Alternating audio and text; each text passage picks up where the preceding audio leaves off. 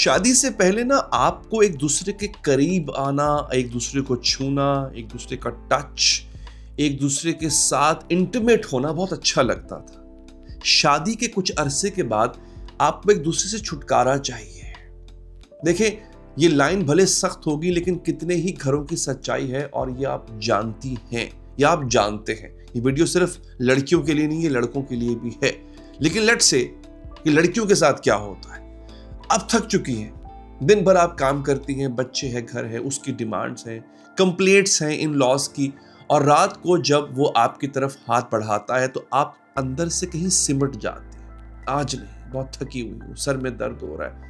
और वो सोचता है कि इसको मेरी तरफ अट्रैक्शन क्यों नहीं हो रही है। और एग्जैक्टली यही चीज लड़की भी सोचती है जब मर्द ऐसा करता है कि नहीं, मैं थका हुआ हूं, आज मूड नहीं है।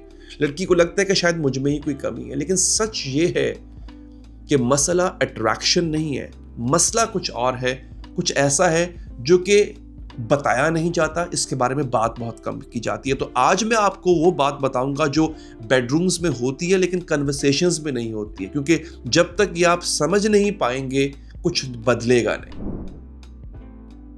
अच्छा, सबसे पहले हम एक मिथ को तोड़ते हैं। लोग समझते हैं कि सेक्स कम हो गया मतलब अट्रैक्शन खत्म हो गई है। शायद मैं अट्रैक्टिव नहीं रही या रहा, शायद उसे कोई और पसंद आ गया, शायद प्यार खत्म हो गया है। ये गलत सोच है। अब यहाँ याद रखें, इस पर रिसर्च हुई है, बहुत बड़े बड़े इंस्टीट्यूशंस ने रिसर्च की है। रिसर्च कहती है कि लॉन्ग टर्म रिलेशनशिप्स में सेक्स का कम होना अट्रैक्शन से रिलेटेड नहीं होता है। और मैं यहाँ पे कोट करूंगा one of my favourite, Esther Perel को, दुनिया की टॉप रिलेशनशिप और इंटीमेसी एक्सपर्ट है। वो क्या कहती है? वो कहती है, desire doesn't die because of lack of attraction, it dies because of lack of safety. Lack of attraction से सेक्स की डिजायर नहीं मरती है अपने पार्टनर के साथ, सेफ्टी के कम होने की वजह से मरती है। कैसे? आगे चल के बताता हूं। ये वर्ड आपने याद रखना है, मैं इसको एक्सप्लेन करता हूं। इंटीमेसी के लिए, फिजिकल क्लोजनेस के लिए एक चीज चाहिए, ये इंपॉर्टेंट है, वल्नरेबिलिटी। अपने आप को खुलने देना, गार्ड डाउन कर लेना, सरेंडर कर देना। सरेंडर करने का मतलब वो वाला नहीं जो आप समझ रहे होंगे कि जनाब मैं नौकर बन जाऊं, किसी की दासी बन जाऊं। वल्नरेबिलिटी तभी पॉसिबल है जब आप सेफ फील करो। अगर दिन भर वो आपको क्रिटिसाइज कर रहा है या कर रही है, अगर आपकी फीलिंग्स डिसमिस हो रही हैं, अगर आप उनके रिएक्शन से डरते हो, तो रात को आप कैसे वल्नरेबल होगे उनके सामने? और जिसम एक जगह नहीं जा सकता जहां दिल सेफ फील ना कर रहा हो, आपका जाने को दिल नहीं करता, तो बेड में कैसे जाओगे आप उसके साथ? अब आता है सबसे बड़ा, द रिजेंटमेंट किलर। अब मैं आपको बताता हूं जो कि सब कुछ बर्बाद कर देता है। ये वो चीज है जो बेडरूम्स की को ना एक ग्रेवयार्ड, एक सेमेटरी बना देता है। अच्छा, होता क्या? रिजेंटमेंट वो छोटी छोटी चीजें जो इकट्ठी होना शुरू हो जाती हैं, पाइल अप होना शुरू हो जाती हैं। जब आपने मदद मांगी थी और आपको इग्नोर कर दिया गया, जब आपने फीलिंग्स शेयर की थी और उनका मजाक बनाया गया, जब आप थके हुए थे और आपसे पूछा नहीं गया तुम कैसे हो, जब आपने खुद को उनके लिए एडजस्ट किया, बार बार किया और कोई एक्नॉलेजमेंट नहीं मिली। ये सब इंसिडेंट्स, ये सब छोटी छोटी डिसअपॉइंटमेंट्स, ये कहीं जाते नहीं है, ये बॉडी में स्टोर होते हैं आपके। और जब वो फिजिकली क्लोज आता है, ये सारे इंसिडेंट्स ये बीच में आ जाते हैं। अब यहां पर एस्थर पेरेल कहती है, सुनिएगा, You cannot want someone you resent. आप जिसको रिजेंट करते हो उसकी चाहत नहीं रख सकते। रिजेंटमेंट जो है वो डिजायर का ऑपोजिट होता है। डिजायर में आप टुवर्ड्स जाना चाहते हो, रिजेंटमेंट में आप अवे रहना चाहते हो। That's a big difference. तो जब वो सोचता है ना आपका हस्बैंड कि इसको मेरी तरफ अट्रैक्शन नहीं है, एक्चुअली वो गलत सवाल पूछ रहा होता है। सही सवाल पता क्या है? सही सवाल ये है कि मैंने क्या किया या क्या नहीं किया जिसकी वजह से ये मुझसे दूर फील करती है या करता है। ये मर्दों के साथ भी हो जाता है। अब यहां पर एक और चीज समझिए जो कि जिसके बारे में बहुत कम बात होती है। डिजायर और विलिंगनेस, ये दो अलग चीजें। डिजायर का मतलब है खुद से, अंदर से नेचुरली चाहना या इंटीमेट होने का दिल करना। विलिंगनेस का मतलब है रेडी होना, इवन अगर डिजायर नहीं भी है तो। उसने कह दिया कि हाँ I want to touch you, I want to have sex with you, और आप उसके लिए रेडी हो गए, दैट्स विलिंगनेस। डिजायर है खुद से अंदर से चाह होना। लॉन्ग टर्म रिलेशनशिप्स में स्पॉन्टेनियस डिजायर कम हो जाती है और ये नॉर्मल है।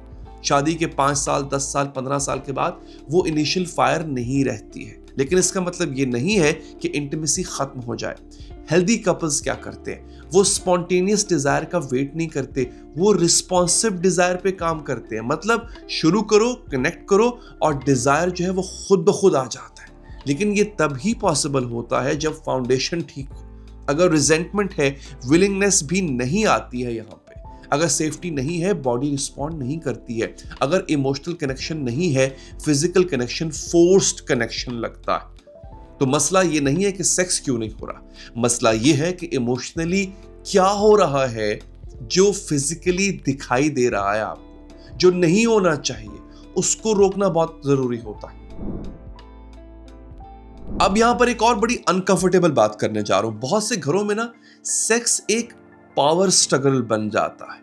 एक पार्टनर, यूजुअली मर्द, ये चाहता है कि सेक्स हो, दूसरा पार्टनर जो कि यूजुअली औरत होती है वो कंट्रोल करती है कि होगा या नहीं होगा।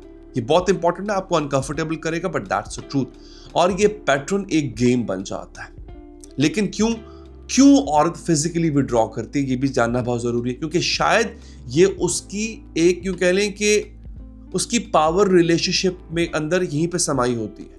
यानी वो अपने आप को सिर्फ एक इस मकाम पे पावरफुल फील करती है, ये उसकी एकमात्र पावर है रिलेशनशिप में। अगर बाकी डिसीजन में उसकी नहीं सुनी जाती, अगर उसकी फीलिंग्स मैटर नहीं करती, अगर उसका वजूद एक्नॉलेज नहीं होता, तो बेडरूम वो एक जगह बन जाती है जहां पर वो नो बोल सकती है। ये हेल्दी नहीं है, लेकिन ये असल में होता है दोस्तों। सो अगर आप शौहर हैं और ये देख रहे हैं तो सोचिए, क्या आपकी वाइफ की नो सिर्फ सेक्स के लिए, या वो एक्चुअली रिलेशनशिप में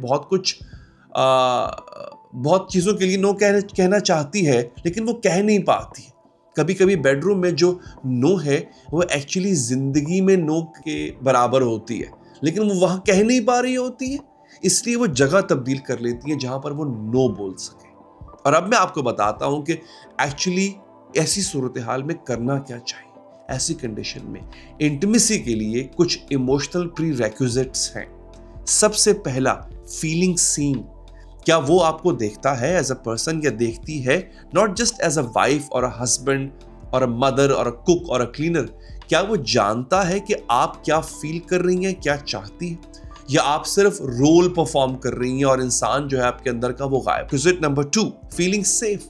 क्या आप उनके साथ वल्नरेबल हो सकते हो बिना जज हुए? क्या आप नो बोल सकती हैं बिना पनिशमेंट के? क्या आपकी बाउंड्रीज रिस्पेक्ट होती हैं? Prerequisite number 3, feeling desired, not needed, feeling desired. फर्क समझो।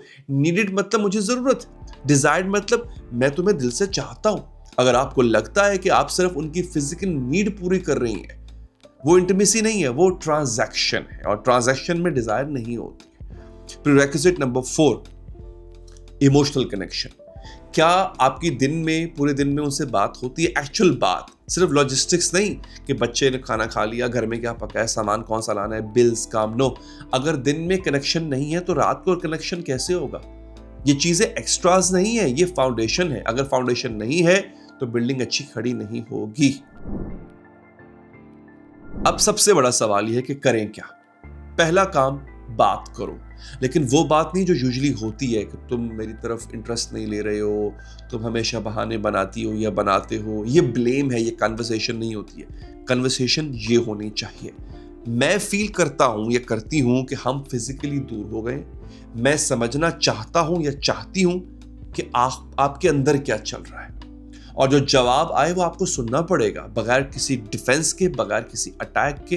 हो सकता है शायद वो कहे कि मैं थकी हुई हूं और मुझे लगता है कि मेरी थकन आपके लिए मैटर नहीं करती। हो सकता है वो कहे कि मुझे लगता है कि तुम सिर्फ ये चाहते हो, सेक्स चाहते हो, मुझे नहीं चाहते हो। मैं रिजेंटमेंट फील करता हूं या करती हूं जो मैंने आपको कभी बताया नहीं है। ये कन्वर्सेशंस अनकंफर्टेबल हैं, लेकिन यही कन्वर्सेशंस चीजों को बदल सकती हैं। और अगर ये कन्वर्सेशंस आप दोनों नहीं कर सकते हो तो फिर आपको किसी प्रोफेशनल की हेल्प लेना होगी, couple therapist, sex therapist even. याद रखो ये वीकनेस नहीं है, यही अक्लमंदी, यही विजडम होता है। तो आज मैंने आपके सामने वो मुद्दा रखा है जिसको टैबू समझा जाता है कि सेक्स सिर्फ फिजिकल नहीं, इमोशनल भी होता है। डिजायर अट्रैक्शन से नहीं मरती है, रिजेंटमेंट से मरती है। बेडरूम में जो हो रहा है वो एक्चुअली पूरी रिलेशनशिप का मिरर होता है। अगर आपका बेडरूम खामोश हो गया है तो मसला आपके बेड में नहीं है, मसला उस सब में है जो बेड के बाहर हो रहा होता है या नहीं हो रहा होता है। अगर आप वाइफ हैं, आपकी फीलिंग्स वैलिड हैं, आपकी बॉडी आपकी है और फोर्स्ड इंटीमेसी नहीं होती है। और अगर आप हस्बैंड हैं, सिर्फ फिजिकल नीड नहीं, इमोशनल कनेक्शन भी ज़रूरी है। वो तब मिलेगा जब आप इमोशनल कनेक्शन दोगे। इंटीमेसी वापस आ सकती है, लेकिन उसके लिए पहले ऑनेस्टली आपको देखना होगा कि आखिर रिलेशनशिप में सच में चल क्या रहा है। जब तक फॉग है कुछ नहीं बदलेगा। ये वीडियो अगर आपको पसंद आई हो, इसको शेयर कीजिएगा। हो सकता है किसी और कपल की मदद हो सके, या इसको लाइक कीजिए, इससे हमें इंकरेजमेंट मिलेगी। अपना ख्याल रखिए, मिलते हैं अगली वीडियो में।